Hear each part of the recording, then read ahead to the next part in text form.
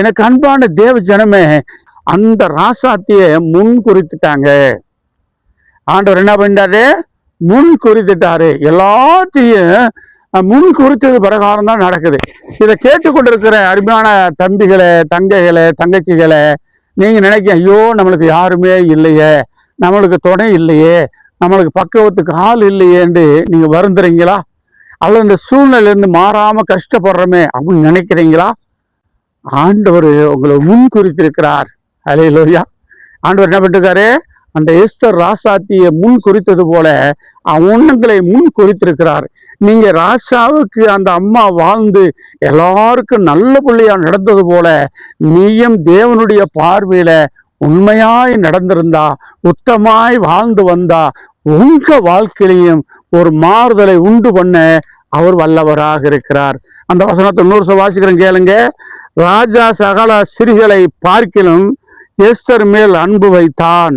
சகல கன்னிகைகளை பார்க்கிலும் அவருக்கு அவன் சமூகத்தில் அதிக தயவும் பட்சமும் கிடைத்தது. ஆகையால் அவன் ராஜா கிரீடத்தை அவள் மேல் சிரசு மேல் வைத்து வஸ்தியின் ஸ்தானத்திலே பட்டத்து ஸ்திரியாக்கினான். பார்த்தீங்களா? அந்த அம்மால பட்டத்து, ஏன் அந்த அம்மா எடுத்து வளர்த்த அப்பாவுடைய வார்த்தையை தட்டாம கேட்டது. எல்லாருக்குள்ளேயும் ஒரு பிரியமாய் நடந்து கொண்டது. சின்ன பெண்ணாக இருந்தாலும் தேவனுக்கு பயந்த பெண்ணா இருந்து, காரணம் அது கிறிஸ்தவ பெண்ணு.